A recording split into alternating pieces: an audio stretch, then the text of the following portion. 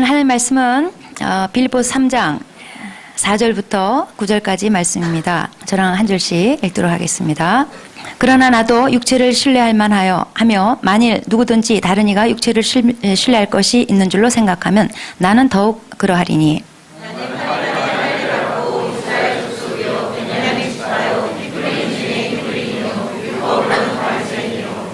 열심으로는 교회를 박해하고 율법의 의로는 흠이 없는 자라.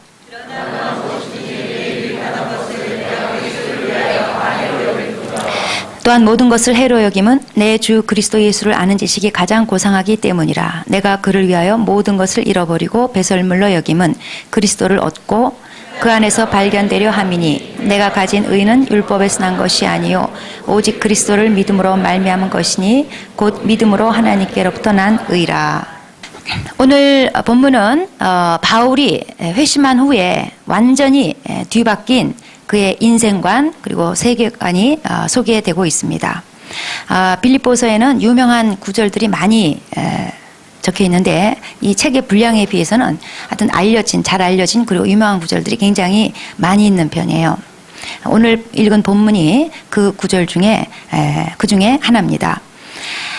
그리고 예수 믿는다는 게 뭔지를 그 의미를 한번 잘 이렇게 짚어보게 되는 귀한 말씀입니다. 먼저 오늘 말씀 배경을 간단히 설명드리자면은 빌립보 교회에 유대 율법을 자랑하고 자부심으로 똘똘 뭉친 유대주의자들이 침투해가지고 교회를 굉장히 혼란스럽게 했습니다. 그러니까 그리스도인들한테 율법을 요구한 거죠. 율법의 요구를 들이대면서 교회를 어지럽혔어요. 그래서 바울이 인간적인 조건이나 율법을 지키는 것을 따지자면 내 앞에서 명함 낼 자가 누구냐? 나도 한 자랑할 게 있다. 그러면서 자기도 너희들이 말하는 자랑거리 다 가지고 있는데 이게 보니까 구원받는데 하등의 필요가 없다. 내가 다 겪어봤다. 오히려 그것은 해롭기까지 하다. 나는 그런 것들을 너희들이 자랑 삼는 것들을 다 배설물로 여긴다. 이제 그런 내용으로 말하고 있습니다. 지금 그 말이 여기 4절 말씀이에요. 나도 육체를 신뢰할 만하며 만일 누구든지 다른 이가 육체를 신뢰할 것이 있는 줄로 생각하면 나는 더욱 그러하리니. 그러니까 예수 외에 자랑할 것이 있는 자 손꼽아 보라면은 나도 누구한테 빠지지 않는다. 그러면서 바울이 이제 5절과 6절에 자기 자랑거리들을 부득불 늘어놓습니다. 그러니까 바울이 지금 내가 이런 거 다 버렸지만 너희가 하도 혈통이나 율법 가지고 운운하니까 자랑하니까 나도 좀 그래 자랑해보자 이러면서 이제 자기 배경들을 쭉 얘기를 해요.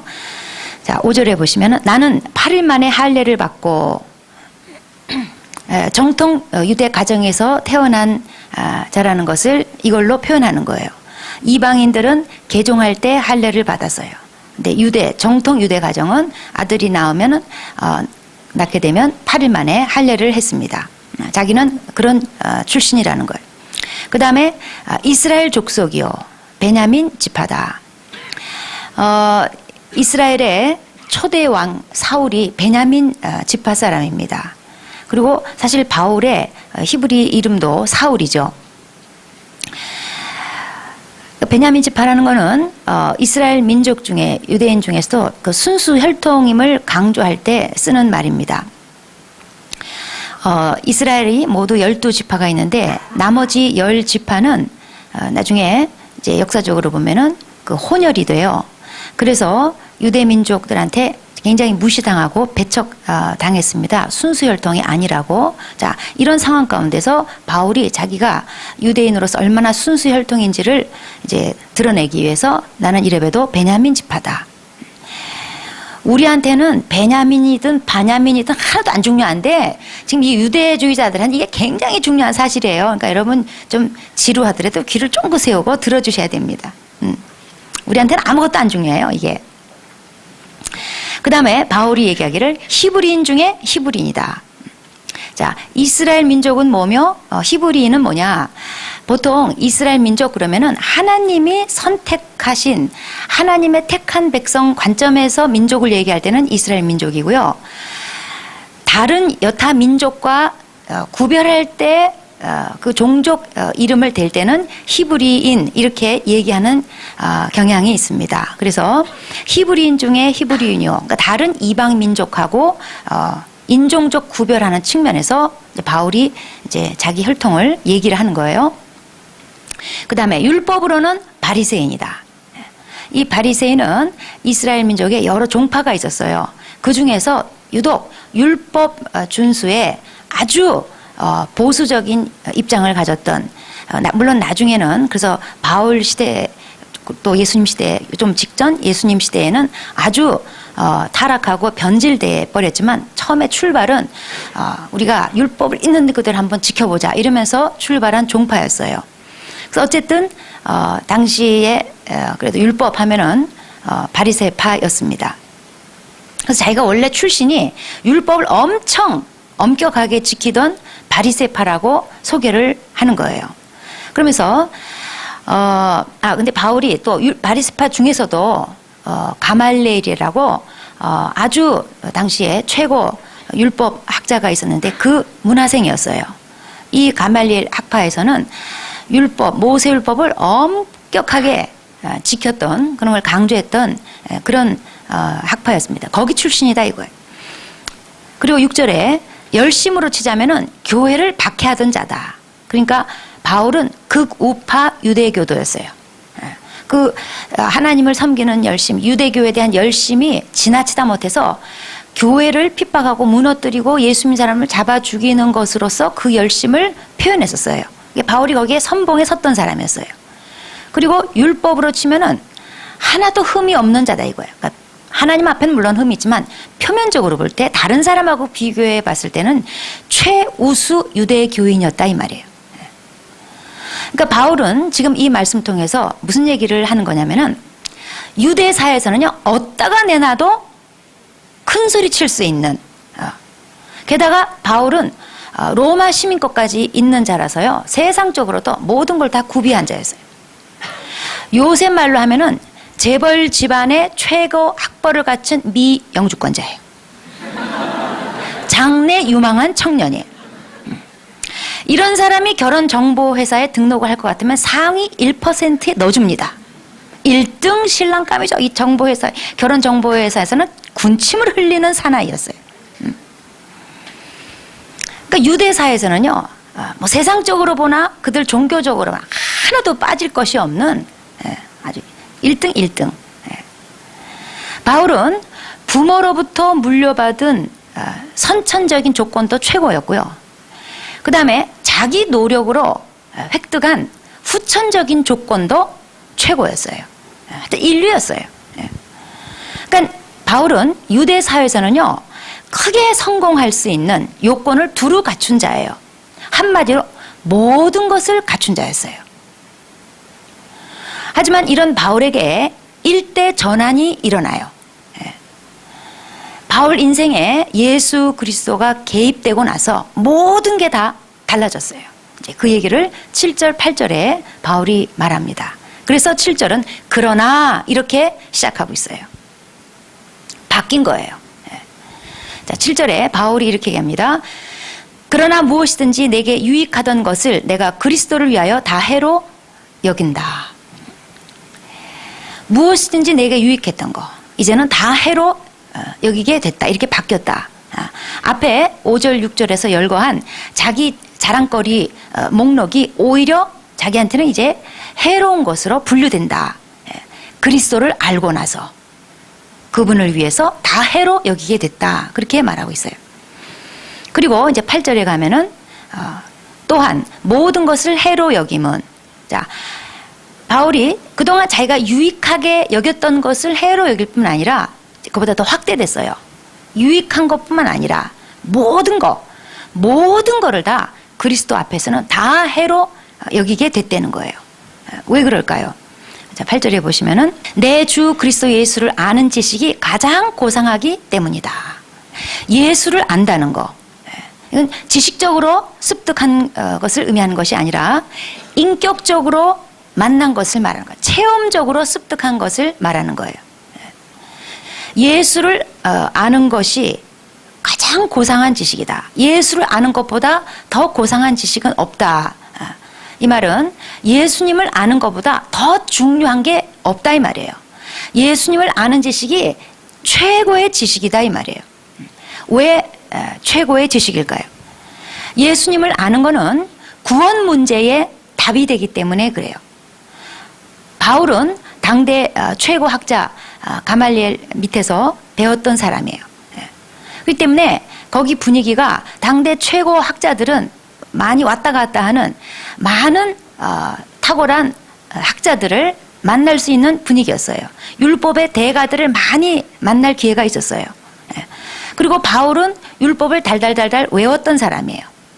그런데 그 지식이 구원을 받게 해주질 않았어요. 예수를 아는 지식은 근데 구원을 받게 해줬어요. 또 예수를 아는 지식이 왜 최고의 지식이냐면 예수를 아는 지식은요, 예수를 알게 되면요 삶의 문제에 대한 답이 나와버려요. 어떻게 살 건지, 무엇을 위해서 살아야 되는지. 그래서 바울은 이걸 깨닫고 나서 자기 삶을 빌보 교회 교인들을 위해서 전제로 자기를 으깨가지고 집을 내서 자기를 희생시켜서 다 바쳐도 하나도 아깝지 않다. 이런 인생관을 가졌어요. 또 예수를 아는 지식이 왜 최고의 지식, 제일 고상한 지식이냐면 죽음의 문제에 대한 답을 주기 때문에 그래요. 예수님을 알고 나면 뭘 위해서 죽을 건지, 무덤 너머에 어떤 영광스러운 삶이 있는지 그것을 알게 돼요. 그래서 바울이 사실 난 죽는 게 더 유익하다. 사실 그냥 내가 소원을 말하라면 난 지금 그냥 내 육체를 떠나서 천국 가는 게 사실 내 소원이다. 이걸 담대하게 말할 수 있었어요. 그러니까 예수를 알지 않으면 다른 그 무엇을 다 알아도 꽝이라는 거예요. 천하에 박식한 사람도 그는 바보라는 거예요. 스티븐 호킹 박사가 우주 생성 연구 끝에 내린 결론이 하나님은 없다예요.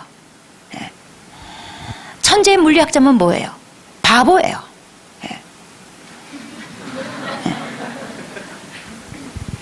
여러분 호텔 가면 도어맨 있잖아요. 아시나 몰라? 있어요. 저는 그 도어맨이요 자동차 문만 열고 닫고 해주는 사람인 줄 알았더니 그게 아니더만요. 위에 보니까 지식산업이에요. 이 도어맨들이요 그걸 하려면은 VIP들 호텔 찾아오는 고객들 VIP들의 신상 차량 번호 이걸 줄줄 외우고 있어야 된다는 거예요. 그거 여러분은 못해요. 소공동에 롯데호텔 있지 않습니까? 거기 도어맨들은요 차량 번호 외우기 시험을 본대요. 그래서 시험 문제가 뭐냐면 유명인의 사진을 딱 제시해 놓고 사진 딱 보면요 이름, 직책, 차량 번호 이거 그냥 쫙 나와야 된대요. 여러분 거는 외울 게 없어요. 근데 그 중에 김홍길이라는 사람이 있는데 이 사람이 100문제 100점 만점인데 이 사람은요 이렇게 절절 꿰차고 있는 게 1000개가 넘는데요. 그래서 시내 다니다가 까맣게 썬팅한 차 차량 번호만 쫙 보면 저기 어느 고관이 탔는지 어느 회장 타셨는지 그게 쫙 나온다는 거예요. 네. 여러분 근데 이게 참 훌륭한 일인데 이런 지식 100만 가지 알고 있어도 삶의 문제에 답을 주질 않아요. 죽음 너머에 뭐가 있는지 답을 주질 않아요. 네. 네이버 지식 검색 100만 가지를 해도요 예수를 아는 것보다 중요한 게 아니에요. 네. 바울은 예수님을 알고 나니까 8절에 뭐라 하냐면 모든 것을 잃어버리고 배설물로 여기게 됐다는 거예요. 예수님을 알고 나니까 자기가 지금까지 중요하게 여겼던 거, 목숨 걸었던 거 이게 다 무의미하게 느껴졌다는 거예요. 그래서 기꺼이 배설물로 여기고 버렸다는 거예요.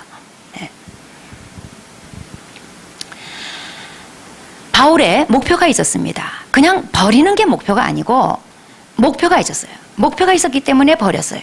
네. 바울의 목표는 오늘 8절 말씀 보니까 그리스도를 얻기 위해서 또 9절에 뭐라고 기록되어 있냐면 그 안에서 발견되기 위해서 지금까지 자기가 그렇게 자랑스럽게 여기고 자부심 느끼고 집착했던 것을 가차없이 배설물처럼 버렸다는 거예요. 자, 그리스도를 얻는다는 것은 구원을 받는다는 것을 말하는 거예요. 또 그 안에서 발견되려 하는 거, 이거는 물론 구원을 얻는 것 의미도 있지만은 구원 이후에 그리스도 안에 살면서 그분과 교제하는 삶을 의미하는 거예요. 예수를 믿으면 그리스도 안으로 들어가죠. 자, 그리스도 안에서 발견되기도 하고 그리스도 바깥에 있기도. 예수 믿었는데요, 하고 있는 짓 보면요, 저건 그리스도 안에서 하는 짓이 아니야. 그리스도 바깥에서 뻘짓하고 돌아다니는 크리스찬들 얼마나 많아요. 그러니까 그리스도 안에서 매 순간 자기 삶이 그리스도 안에서. 바울 어디 있니? 그리스도 안에. 항상 그분과 교제하고 그분을 누리고 그분의 말씀 안에 살고 있는 그런 자기로 발견되게 하기 위해서 지금까지 자기가 그토록 목숨 걸었던 거, 자부심 느끼고 자랑했던 거 가차없이 배설물처럼 여기고 버렸다는 거예요. 기꺼이 버렸다는 거예요. 왜냐하면 지금까지 자기가 그렇게 붙들고 살았던 게 인간적인 자랑거리들이 예수님을 알고 보니까 그 어떤 것도 의미가 없다는 걸 깨달은 거예요. 그래서 다 버렸어요. 사실 바울은 유대 사회에서는 엘리트 대우 받을 사람이에요. 그런데 그리스도인이 됨으로써 완전 바보가 돼버렸어요. 완전히 바보 취급을 받는 삶, 자기가 스스로 선택을 했어요. 바울은 상류사에서 잘 지낼 수 있는 보장을 받은 사람이에요. 그런데 바울은 이방인의 사도가 됐거든요. 이방인으로 말할 것 같으면 유대인들한테는 개로 불리는 자예요. 과거에 자기가 개같이 여겼던 이방인들 사이에서 살면서 그들을 형제로 받아들였어요. 그리고 바울은 선교 여행하면서 텐트 장사를 했어요. 텐트 장사 노가다. 옛날에 개로 여겼던 이방인들과 함께 일하면서, 보통 텐트 장사라는 게 노가다기 때문에 무식하기 이를 데 없는 사람들이에요. 그 사람들 속에서 장사하고 살았어요. 그러니까 바울이 지금까지 쌓았던 학식과 그의 지성이 아무짝에도 쓸모가 없는 그런 상황 속으로 들어간 거예요. 아무도 바울의 인간적인 자랑을 알아주는 사람이 없는 그런 곳으로 들어가서 살고 사역했어요. 바울은 안정된 미래, 보장된 성공, 그리고 자기 동족 다 잃어버렸어요. 그런데 기쁘게 잃어버렸어요. 왜냐하면 모든 것을 잃어버려도 그리스도를 얻는다면 대박이기 때문에 그런 거예요. 그리스도 안에 거하는 삶이 무한 유익이기 때문에 그래요. 그래서 바울의 인생 대차 대조표에는 무한 수익이라는 기록이 남게 된 거예요. 바울은 예수 믿고 나서, 예수님 만나고 나서 그 인생관과 세계관이 일대 변혁이 일어났어요. 지난날에 그토록 자기가 집착하던 거, 자랑하던 게 송두리째 다 뽑혀나가 버리고 말았어요. 여러분, 그리스도인이 된다는 것은 이렇게 모든 가치관의 변화가 일어난다는 것을 의미하는 거예요. 자기 가치관이, 모든 가치관이 딱 그리스도 중심 아래 가치관이 새롭게 형성되는 것을 의미하는 거예요. 기독교 신앙이라는 것은 삶의 부가물이 아니에요. 기존 것에 뭐 하나 갖다가 덧붙이는 그런 한 가지가 아니에요. 낡은 베옷에 생배 조각 하나 갖다가 붙이는 그런 게 아니에요. 기독교 신앙이라는 것은 근본적으로 바뀌는 것을 말하는 거예요. 자기 실존 중심의 핵심에 그리스도께서 들어오셔가지고 모든 것을, 모든 가치관을 다 뒤바꿔 버리는 거, 그리고 다스려 버리는 거, 그것이 예수 믿는 신앙인 거예요. 내가 중심에 있고 그리스도를 곁에다 두고 필요할 때 찾는 거, 그건 기독교 신앙이 아니에요. 예수를 믿으면 시각 자체가 완전히 달라져 버리는 거예요. 전에는 그게 그렇게 유익했어요. 그런데 예수 믿고 나서 보니까 그게 다 해로워요. 전에는 그걸 그렇게 집착했어요. 그런데 예수 믿고 나니까 쓰레기예요. 이 세상에 그분과 바꿀 수 있는 것은 아무것도 없다. 이 고백이 기독교 신앙이에요. 예. 예수님도 그렇게 말씀하셨습니다. 마태복음 13장 44절과 45절에서 6절까지 보면은 예수님이 천국을 이렇게 비유했어요. 천국은 마치 밭에 감추인 보화와 같아서 사람이 이걸 발견한 후에 숨겨두고 기뻐하며 돌아가서 자기 소유를 다 팔아가지고 그 밭을 사는 것과 같다는 거예요. 밭이 저기 시골의 한 귀퉁이에 100만 원짜리 요만한 밭 한마지기를 봤어요. 그런데 거기에 보화가 감춰 있는 것을 본 거예요. 근데 주인은 몰라요. 팔겠대요. 그래가지고 집에 가서 하여튼 당장 돈 들고 와가지고 몽땅 사버리는, 대박나는, 천국은 그런 거라는 거예요. 또 한 가지 비유를 예수님이 진주 장사에다가 비유했어요. 천국은 마치 좋은 진주 하나를 구하는 장사와 같으니 극히 값진 진주 하나를 발견해서 자기 집에 가가지고 자기 소유를 다 팔아가지고 그 진주를 사느니라 그랬어요. 예수님이 천국에 대한 비유를 할 때 두 번 다 자기 소유를 다 팔아서 그것을 샀다 이렇게 표현했어요. 신앙이라는 것은 그리스도 한 분과 세상의 모든 것을 바꾸는 거예요. 세상 거 그대로 다 쥐고 있고 그게 너무나 자기한테는 소중하고 그걸 절대로 버릴 수가 없고 그리고 한 귀퉁이에다가 예수님 갖다가 붙이고 성경 조각 하나 갖다 붙이고 주님으로 말미암은 것 조금 갖다 붙이고 그런 게 신앙이 아니에요. 신앙이라는 건요 자기가 지금까지 가지고 있던 자기 소유 전부 다 갖다 버리고 얻어도 남는 장사, 이게 신앙이에요. 천국하고 지금 자기 소유 다 판 값하고 어떻게 비교가 되겠어요? 예수님하고 자기가 지금 가지고 있는 거 모든 거 다 판 것하고 어떻게 비교가 되겠어요? 천국은 그렇게 비교되는 게 아니에요. 우리 신앙은 그렇게 비교되는 게 아니에요. 사람들이 이 값어치를 모르니까 자기 거 조금 포기하고 자기 거 조금 내려놓고 자기 거 조금 양보하고 이러면 꼴딱 넘어가요. 천국 값을 모르고 예수님 값을 모르니까 자기 걸 무슨 대가 지불한다. 지금 네가 하나님의 사람 되기 위해서 이런 고난쯤은 대가 지불해야 된다. 이런 고생쯤은 해야 된다. 이런 것 좀 포기해야 된다. 이렇게 나오면 그냥 뒤집어져요. 죽는 줄 알아요. 천국 값어치를 모르고 예수님의 값어치를 모르니까. 그 예수님께서 자기 전 소유를 다 팔아 사는 게 그게 천국이다.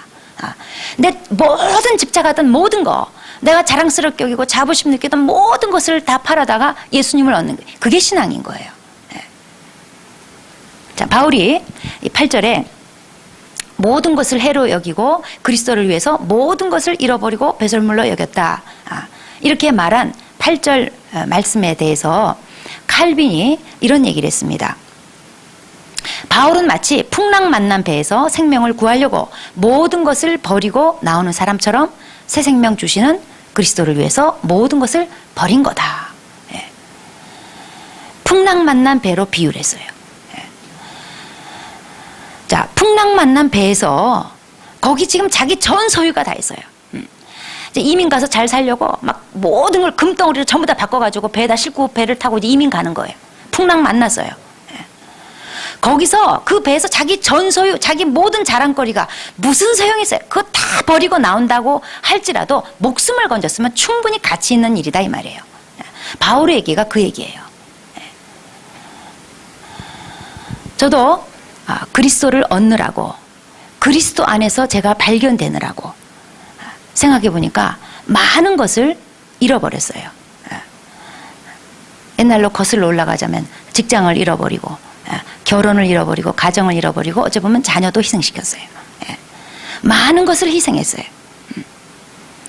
근데 저는 앞으로도 바울의 이 8절 고백처럼 그를 위하여 모든 것을 잃어버리고 배설물로 여긴다고 한 것처럼 앞으로도 주님을 위해서 얼마든지 뭐 별로 가진 것도 없지만 이제 뭐 남는 것도 없어요. 이제 얼마든지 모든 것을 기쁘게 잃어버릴 준비가 돼 있어요.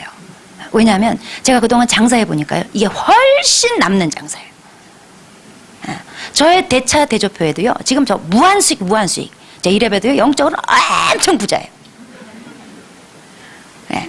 그리스도를 얻었어요. 그리스도 안에서 제가 발견돼요. 여러분은 발견 안 되세요? 제가 그리스도 안에 있는 거? 저는 발견돼요. 네. 엄청 대박 났어요.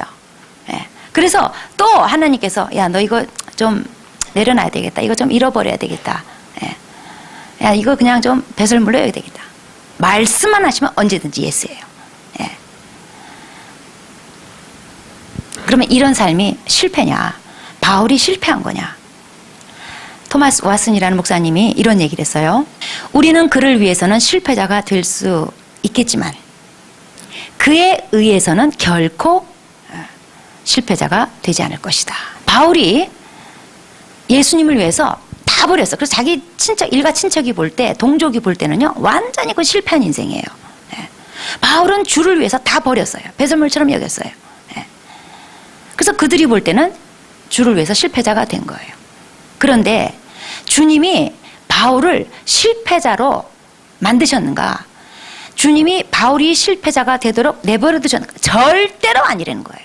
주님 앞에서는 바울은 절대로 실패자가 아니에요. 네. 하나님 때문에 세상적으로 보면 바울은 실패자였지만 하나님 앞에서는 절대로 실패자가 되도록 하나님이 그렇게 내버려 두지를 않았어요. 자, 질문해 봅시다. 나는 모든 것을 버리고서라도 꼭 얻어야 되는 그분이 있는지. 나에게 예수 그리스도라는 분은 내 모든 것을 다 잃더라도 그분을 얻어야 되는 충분한 가치가 있는 분인지, 나에게 충분한 보화가 되는 그런 분인지, 그런 지식이 나한테 있는지. 이게 바울이 말한 그리스도 예수를 아는 지식이에요. 가장 고상한 지식이에요. 우리 인생은 침몰하는 배와 같습니다. 시간 문제지 언젠가는 침몰해요. 지금 서서히 죽음을 향해서 침몰해 가고 있어요. 이 침몰하는 배에서 생명을 건지는 것만큼 중요한 게 아무것도 없어요. 침몰해 가는 배에서 거기서 뭘 집착해요? 침몰해 가는 배에서 뭘 자랑하고 무슨 자부심을 느껴요?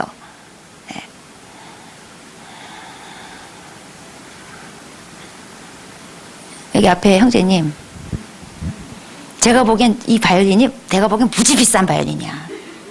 오늘 들고 오셨어요. 얼마인지 모르지만 하여튼 무지 비싼 바이올린이에요. 침몰하는 배에서 그 바이올린이 뭔 중요하겠어요, 그죠? 버리고 나오는 거죠. 일단 목숨 건지는 게 중요한 거예요. 다 버리십시오. 예수 그리스도 생명만큼 중요한 게 없어요. 그분을 얻을 수 있다면요, 그분 안에서 발견되는 거라면 다 버려야 돼요. 아무것도 아니에요. 다른 것에 집착하는 거 해로울 뿐이에요. 그래서 바울은 그 일을 봤어요. 그래서 바울은 그리스도 생명을 얻기 위해서 그리스도 안에서 자기가 거하면서 그분을 누리기 위해서 하여튼 방해될 만한 건요, 어떤 거라도 아깝지 않게 여겼어요. 과감하게 다 버려버렸어요. 자, 우리 인생에 해로운 게 있고 유익한 게 있습니다. 물론 이 세상에는요, 좋은 게 참 많아요. 이 세상에 좋은 것들 그 자체가 나쁘다는 건 아니에요. 바울의 가문이나 학벌이나 명예나 뭐 이 자체가 나쁩니까? 나쁘다는 게 아니에요. 그런데 그게 그리스도를 얻는 데 있어서, 그리스도 안에 거하고 그분과 교제하는 데 있어서 만약에 방해가 되는 거라면 하나도 유익하지 않고 해로울 뿐이라는 것을 바울이 지금 말하는 거예요. 그래서 다 버렸다는 거예요. 성도들에게 해로운 것과 유익한 것의 기준, 유일한 기준, 예수 그리스도입니다.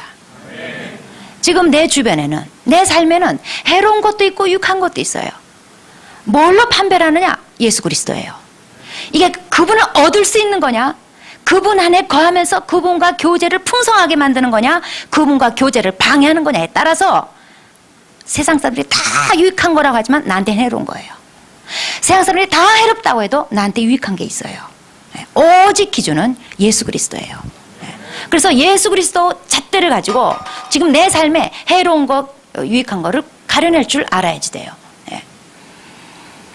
그리스도를 얻는 거냐, 잃게 만드는 거냐, 가깝게 하는 거냐, 멀게 하는 거냐, 이것이 해로운 거냐, 유익한 것의 기준인 것입니다. 어떤 직업이든지 일이든지 어떤 사귐이든지 어떤 관계든지 어떤 취미든지 어떤 생활이든지 그리스도를 멀게 만들고 그리스도를 얻지 못하게 하면 전부 다 배설물로 여기고 버려야 됩니다. 다 해로울 뿐입니다. 우리는 침몰하는 배를 지금 타고 있습니다.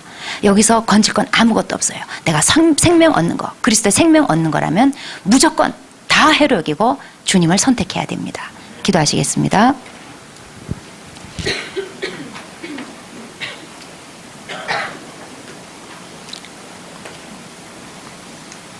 자, 우리 한번 그림을 그려봅시다. 나는 지금 침몰하는 배에 타고 있습니다. 영원한 배는 아무에게도 없습니다. 때가 되면 다 바다에 빠져요. 다 죽는 겁니다. 침몰하는 배에서 거기서 금덩어리 쌓아두고 거기서 높임받고 거기서 계급장 달고 거기서 즐기고 인정받는 거, 그게 무슨 큰 의미가 있겠습니까? 침몰하는 배에서는요, 좌우지간 생명 건지는 게 제일 중요한 거예요. 그리스도의 생명을 얻고 그분 안에서 거하면서 그분과 교제를 누리는 거, 그분 생명을 풍성히 누리며 사는 거, 이게 제일 우리가 목숨 걸어야 될 중요한 문제입니다. 여러분, 예수 그리스도를 통해서 지금 현재 내 삶에 잣대로, 그 잣대로 한번 재봅시다. 주님을 멀어지게 하는 거, 주님과 관계를 방해하는 거, 주님을 얻게 만드는 것을 방해하고 그리스도 안에 거하게 하는 것을 방해하는 직업이든지 일이든지 또 내 생활이든지 어떤 사귐이든지 어떤 관계든지 전부 다 배설물로 여기고 버려야 될 해로운 것들입니다. 가차없이 우리는 그걸 버릴 줄 알아야 됩니다. 그래서 지금 이 시간에 하나님, 제가 침몰하는 배에 타고 있습니다. 여기서 생명 건지는 것보다 중요한 건 없습니다. 예수 그리스도의 생명을 얻고 예수님과 가까이 하면서 사귀는 것, 이것을 방해하는 거라면 내가 해로운 것으로 바로 볼 줄 알게 도와주시고 그것을 가차없이 배설물로 여기고 버릴 줄 아는 지혜로운 자가 되게 하여 주십시오. 그래서 주님 안에서 생명을 얻되 풍성히 얻는 삶이 되게 도와주세요. 네, 기도하시겠습니다.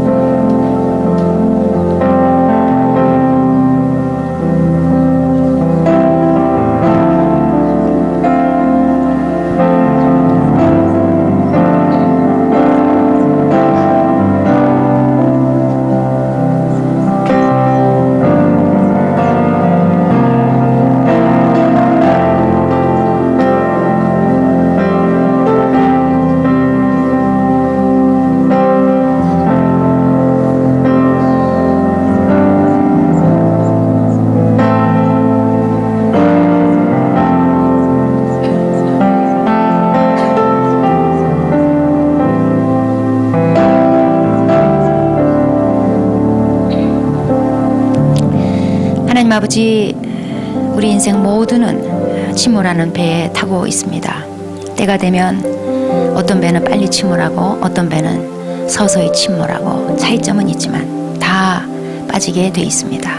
하나님, 이 배 타고 있으면서 아버지, 우리가 부여잡고 있는 거, 자랑하는 거, 자부심을 느끼는 거, 우리가 쌓아놓은 것들, 우리가 누리는 것들, 우리가 즐기는 것들, 하나님, 이것이 무슨 가치가 있겠습니까?